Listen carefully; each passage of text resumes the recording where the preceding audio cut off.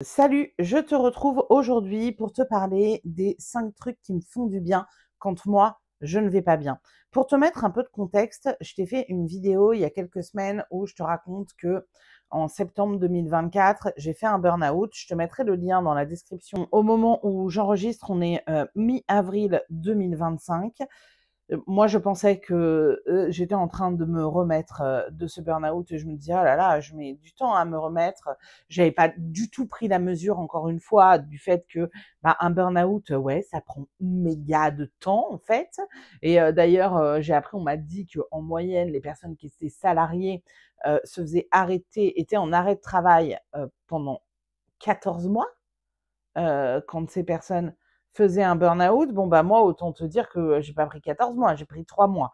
Et je m'étais dit, oh, ça va, je suis en train de me remettre. Quelle naïveté. Je suis pas du tout en train de me remettre, je suis encore en plein dedans. Euh, donc voilà. Donc là, j'ai dû de nouveau m'arrêter. Ce qui est compliqué puisque j'ai une entreprise et que c'est mon entreprise qui me fait vivre et que si je ne travaille pas, heu, mon entreprise elle fonctionne pas et je n'ai pas d'argent qui rentre dans ma maison. Bref, ça c'est pas, pour aujourd'hui cette discussion. Mais en tout cas voilà, c'est vraiment, compliqué, pour moi, de m'arrêter et c'est, évidemment compliqué de traverser ça. Mais c'est un chapitre de ma vie. J'essaye de me dire que ce n'est qu'un chapitre de ma vie et que, comme tous les trucs compliqués que j'ai traversés, tout passe. Ça passera. Comme ils disent dans Fleabag, it will pass. Et oui, it will pass. Mais pour l'instant, je suis en plein dedans et du coup, j'essaye d'être sympa avec moi et de me faire du bien et de faire des activités et des choses qui me font du bien et qui sont bonnes pour ma santé mentale. Donc en fait, j'avais envie de te partager ce que je fais en me disant que peut-être ça te sera utile, que tu sois en burn-out ou que tu sois en train de passer une mauvaise passe. Voilà, peut-être que ça pourra être utile de d'avoir, connaissance de ça et puis j'aimerais bien une fois que tu auras vu la vidéo, que toi tu me dises aussi en commentaire, ce que tu fais pour t'aider à aller mieux quand tu es pas au top. Voilà. Donc du coup les 5 trucs que je fais, premier truc que je fais, j'en parle. J'en parle déjà à ma psy. Je dis à ma psy que je vais pas bien. Si toi aussi tu es dans une période compliquée de ta vie, je ne peux que t'encourager à aller, consulter un professionnel de la santé mentale, donc un psychologue ou un psychiatre. C'est très important à mon avis, de se faire accompagner dans ces moments-là par des personnes dont, c'est la spécialité et qui savent de quoi ils parlent et qui peuvent t'accompagner du mieux possible. Moi, ça me fait, beaucoup de bien, les rendez-vous avec ma psy. Je la vois, ça va faire 5 ans que je la vois. On se voit à un rythme d'une fois toutes les 2 semaines, donc tu vois, tu es pas obligé, avec ton psy absolument de le voir toutes les semaines et tout ça. Ça dépend en fait de toi, de tes besoins. Moi, je la vois, 1 fois toutes les 2 semaines et ça me convient bien. J'en parle à ma psy et je vais me soigner en thérapie, quoi. C'est le truc essentiel pour moi. Je n'en parle pas qu'à ma psy. J'en ai parlé à mes proches, à tous mes proches. Ils sont tous au courant que je suis en burn-out. C'est très compliqué pour moi d'en parler parce que je me sens vulnérable d'en parler. Ça me met dans une sorte de fragilité, dans une sorte d'inconfort de parler de ça, mais en même temps, cette fragilité, cette vulnérabilité, cet inconfort, je les vis au quotidien grâce au burn-out.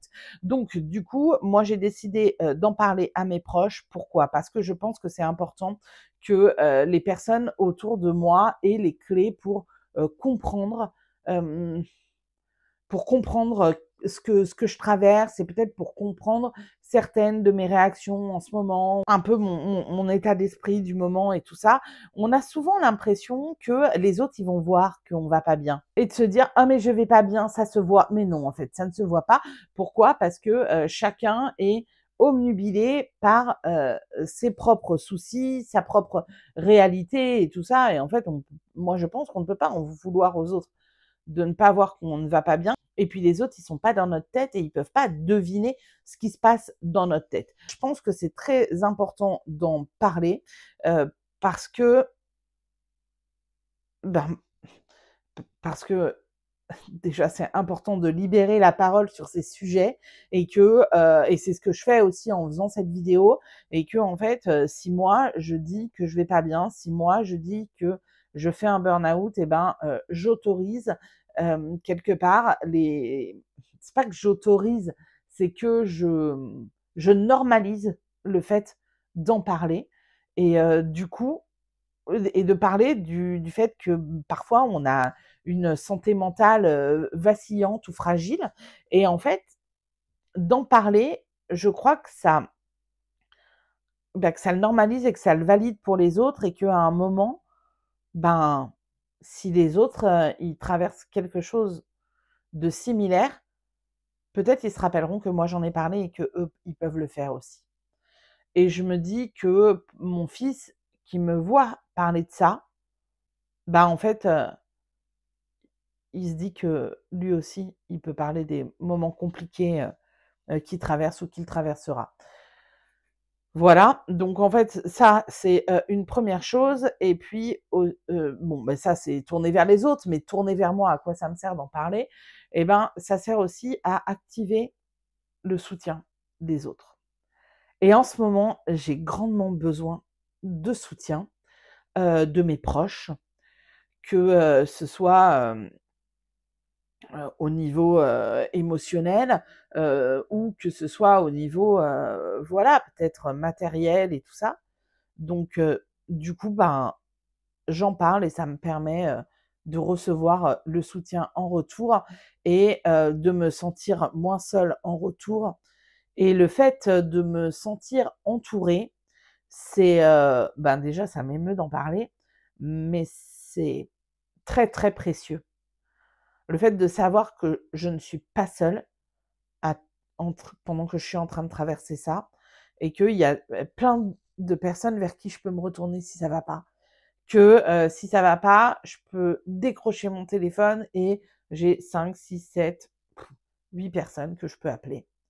C'est énorme. J'en ai parlé à mes amis, à ma famille, à mes parents, j'en ai parlé au père de mon fils. C'était pas des choses faciles à dire, et ni des discussions, faciles pour moi, mais je suis contente de les avoir eues, et je suis contente de moi de ne pas être restée toute seule dans mon coin avec mon truc, à me dire: «Ah oui, mais je vais m'en sortir toute seule». Bon, bah, peut-être que je pourrais m'en sortir toute seule, mais la vérité, c'est que c'est quand même beaucoup plus simple, de s'en sortir quand on est soutenu. OK, bon, ça, c'est le premier truc que je fais. Punaise, encore une vidéo qui va durer 1000 ans, parce que rien que pour ce premier truc, je suis partie en monologue. Ça, par contre, il y a aucun problème de partir en monologue. Ça, je saurais toujours le faire, quel que soit mon état mental. La deuxième chose que je fais pour me faire du bien, et ça, c'est vraiment essentiel et primordial pour moi, je me suis donné un coup avec mon carnet. Donc je fais du journaling, et ça, ce n'est pas censé, je ne suis pas censée me frapper avec, d'accord? Donc j'utilise mon journal et mes cartes. En ce moment, comme je te le disais dans une précédente vidéo, j'utilise énormément le Kraftfeld Tarot, parce que c'est un tarot qui est, hyper joli, hyper doux, et ça me fait il me fait du bien, et j'ai envie de voilà, de quelque chose de doux, et qui me permette de, voilà, qui me donne des messages, les vrais messages, qui me permettent d'éclaircir mes pensées et tout, mais sans qu'il y ait, des images trop violentes et tout. Enfin, des images trop violentes. Au début de la semaine, pour ma carte de la semaine, j'ai tiré le 10 d'épée. Voilà. Le burn-out. Même les cartes me le disent. Oh merde. Je suis bordélique, j'ai mis du thé partout. Bon, ce n'est pas grave. Hop. Voilà, ça, c'est ma vie en ce moment, c'est d'être bordélique. C'est le bordel dans ma tête, donc voilà. Donc c'est le bordel dans ma vie. Allez, on continue. C'est pas grave. Donc je te disais, j'utilise vachement les cartes et mon journal, parce qu'en fait, ça me permet. Là, c'est un nouveau que je viens que je viens d'entamer et en fait, ça me permet vraiment d'y voir plus clair, tu sais,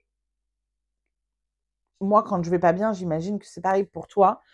J'ai une petite voix dans ma tête qui ne me soutient pas du tout et qui me dit à quel point je suis nulle et à quel point je suis inutile. Cette petite voix est extrêmement désagréable et je n'ai pas besoin de cette petite voix en ce moment. De journaler, bah, ça me permet de sortir toutes ces pensées, de les mettre sur le papier. Ça me permet de prendre du recul par rapport à ces pensées. Ça me permet de prendre du recul par rapport à l'image que j'ai de moi en ce moment, parce que le burn-out, ça a beaucoup entamé mon estime de moi et ma confiance en moi.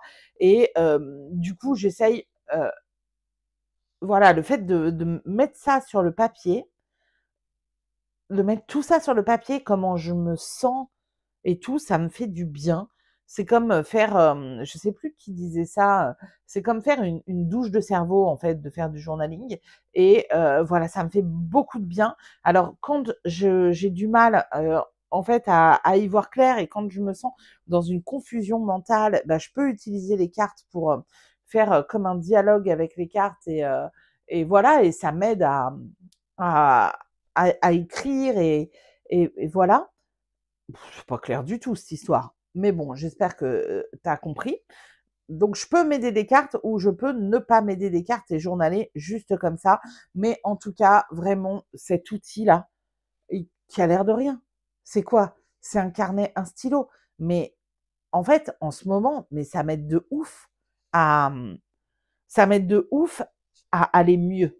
Je dis pas que ça m'aide à aller bien, je dis que ça m'aide à aller mieux ou à aller moins mal.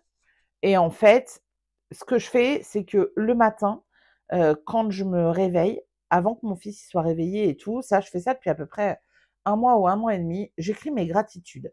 Donc j'écris 10 choses pour lesquelles j'ai de la gratitude. Alors je te cache pas qu'en ce moment, bon, j'ai pas trop de gratitude, j'ai plus de la vénéritude, mais dans le sens, j'ai plus de la colère ou de la frustration ou des trucs comme ça. Mais en fait, tous les matins, je me dis: «Mais même si j'ai qu'une seule gratitude, ben, je la note parce que c'est quelque chose que j'ai envie de cultiver en moi et c'est quelque chose qui me fait du bien de me dire de me rendre compte en écrivant mes gratitudes, même si la gratitude, c'est merci pour le thé que je suis en train de boire, et ben, si c'est juste ça, bah, en fait, ça me montre que tout n'est pas noir dans ma vie et qu'il y a plein de trucs cool dans ma vie et en général, je suis là et je bougonne en mode: «Mais de quoi avoir pourquoi avoir de la gratitude?» En tout cas, c'est ça cette semaine et ben, il y a plein d'endroits où je peux en avoir dans ma vie. J'ai un super entourage qui me soutient, j'ai un super gamin qui est vraiment génial. J'essaye de faire en sorte d'aller mieux. J'ai un chat qui me fait des câlins, mais de ouf et voilà. Heu, j'ai plein d'endroits où je peux avoir de la gratitude. J'ai aussi de la gratitude pour moi, d'avoir le courage de demander de l'aide, d'avoir le courage de me confronter à cette, période de ma vie qui est pas simple. Voilà, donc en fait, il y a plein d'endroits, sur lesquels avoir de la gratitude et ça, c'est, voilà, pour moi, c'est vraiment important de le faire même quand je n'ai pas envie et puis, ce que je fais en ce moment, c'est le matin, je balance un peu, mes pensées comme elles viennent et ça me fait du bien pour mieux commencer la journée et je le fais aussi le soir en ce moment.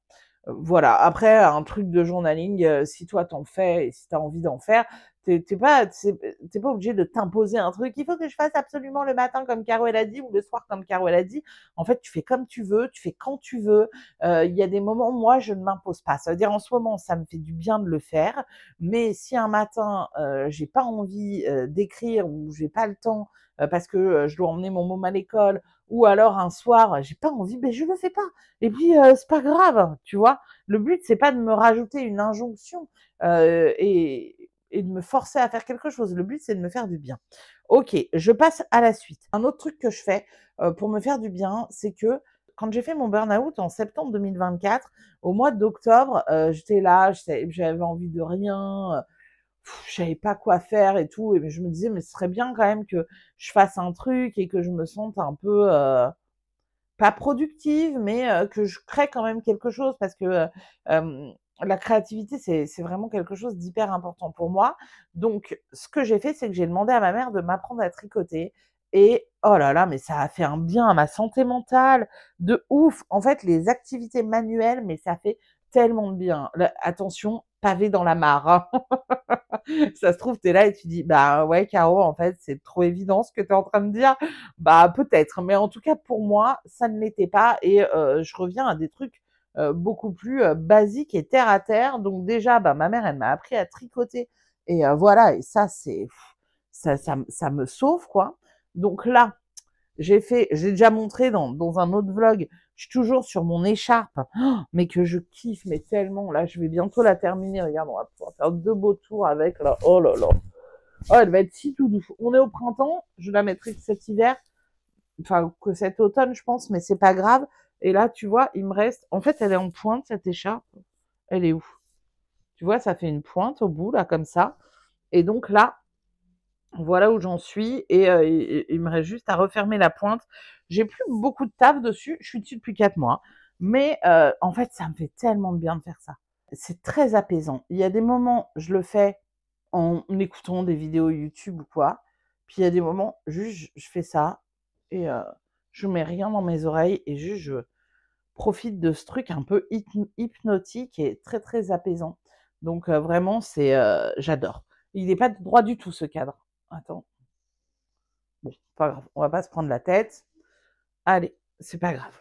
Donc, du coup, je fais ça comme activité manuelle. Qu'est-ce que je fais aussi? Alors, il paraît que les personnes qui font des activités de grand-mère ont une meilleure santé mentale. Eh ben, moi, je vais te dire, ma santé mentale, elle serait vraiment pourrie, encore plus pourrie si je faisais pas des activités de grand-mère. Parce que après le tricot, je me suis dit, oh, un truc qui serait très cool et que j'ai pas fait depuis que je suis môme, c'est de faire un canevas. Donc, je me suis acheté un canevas sur Vinted. Tu vois, j'ai à peine commencé là. Euh, bon, je suis pas hyper convaincue par mon idée. Il y a un truc très désuet. Alors, bon, le truc déjà, c'est que les canevas, mais pour en trouver un qui soit un peu cool, mais laisse tomber, il y a trop des trucs à l'ancienne, avec des chevaux, des chatons, des trucs vraiment trop à l'ancienne. Moi, j'ai trouvé celui-là qui est un petit peu, qui fait vintage, mais que j'aime bien, quoi, qui fait pas... bon, je l'aime bien, donc voilà. On va voir où ça me mène, cette histoire de canevas. Le truc, c'est que les trous, là, ils sont un peu petits et relous. Donc, il y a plein de moments où j'ai l'impression que je fais n'importe quoi. C'est pas grave de faire n'importe quoi. L'essentiel, c'est de faire un truc qui me fait du bien. Donc ça, je l'ai commencé juste cette semaine, mais je suis pas encore convaincue par ça, de savoir si ça va rester dans ma vie. Ça me fait pas autant de bien que le tricot, mais bon, je suis contente de le faire. Et ah oui, et ce que j'avais fait une fois, mais il y a longtemps, c'est que j'avais fait. Attends, je vais te montrer ça. C'est que en fait, voilà, j'avais fait ça là. Tu vois, un truc comme ça en, en broderie, bah, où tu as le dessin derrière et puis toi, tu as juste à broder. Ça, j'avais bien kiffé faire ça. Plus que le canevas, je pense.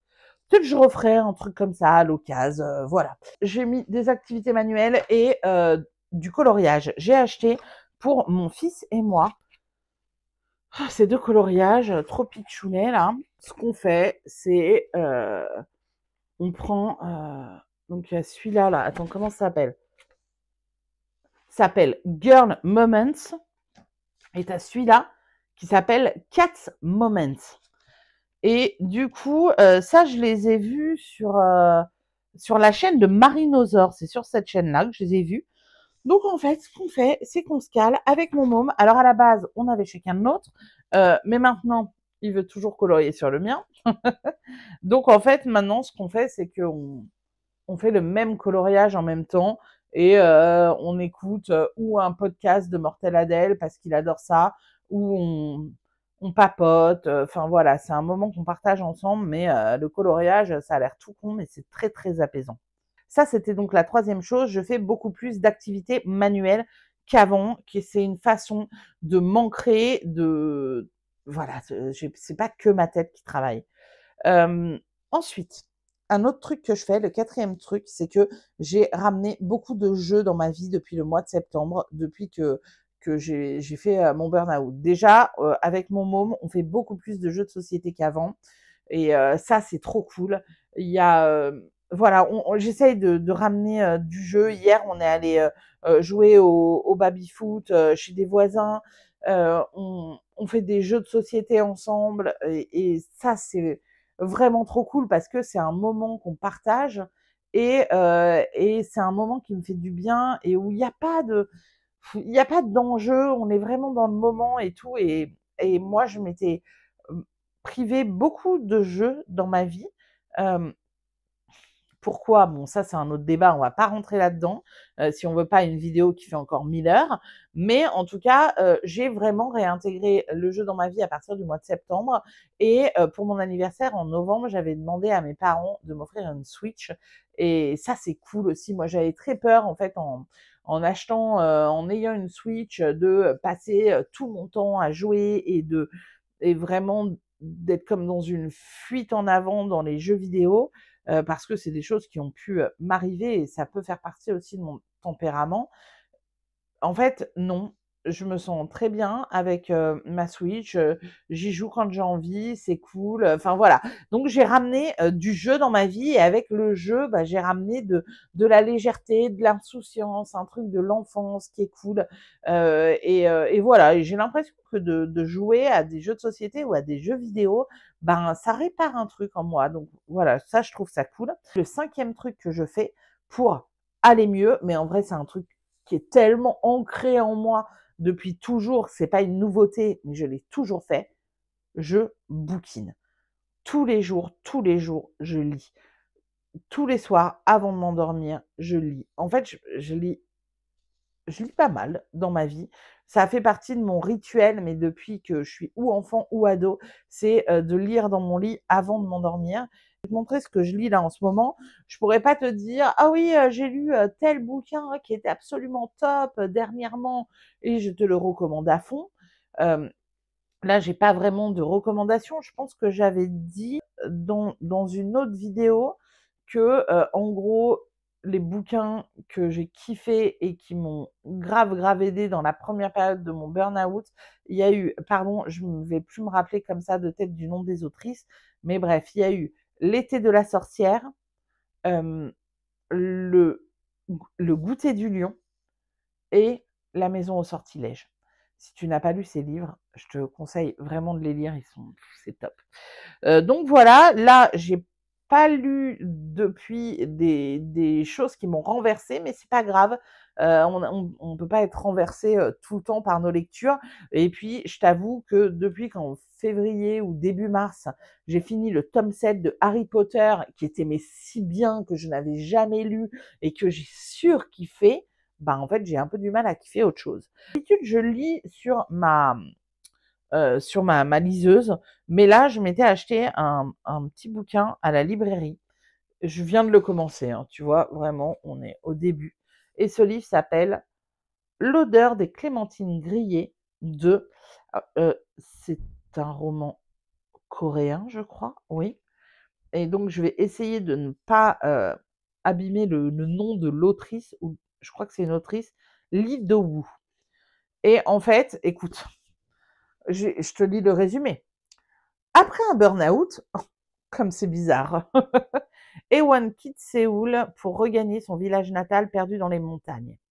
Elle y retrouve par hasard Unsop, un ancien camarade de classe qui gère désormais la librairie Goodnight, où il a créé un club de lecture. J'en suis pas encore au club de lecture, mais voilà. Rapidement, la jeune femme se fait une place parmi ses membres chaleureux et retrouve goût à la vie. Exactement ce dont j'ai besoin en ce moment, je pense. Un quotidien dont la douceur sera bientôt troublée par une vague de froid sans précédent.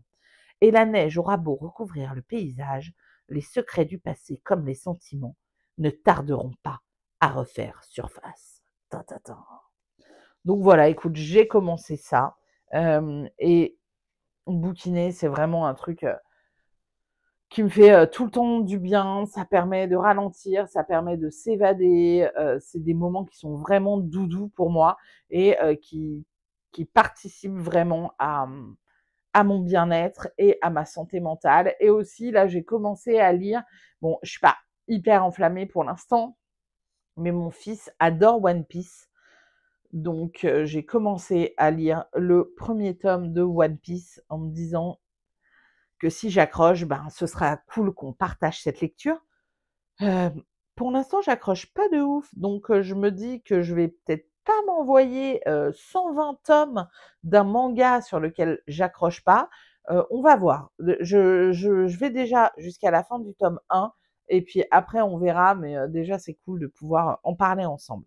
Voilà les 5 choses que je fais pour essayer de me sentir mieux dans cette période troublée. Donc je parle à ma psy et à mes amis. J'utilise mes cartes et mon journal pour y voir plus clair, pour prendre du recul, pour me rendre compte des endroits qui sont cool aussi dans ma vie en faisant, en écrivant des gratitudes. Heu, je fais des activités manuelles, j'ai ramené du jeu dans ma vie et je bouquine. Voilà les 5 choses que je fais. J'espère que cette vidéo t'a été utile. Si c'est le cas, n'hésite pas à me laisser, tu sais, un petit pouce en l'air là et puis à t'abonner à ma chaîne si t'es pas encore abonné et dis-moi en commentaire ce que toi tu fais quand t'es pas au top pour te sentir mieux. Vraiment, je suis très curieuse de te lire et de savoir, voilà, c'est quoi, toi ton truc, quoi. J'aimerais pendant cette période compliquée, continuer à faire une vidéo par semaine sur YouTube comme je le fais en ce moment.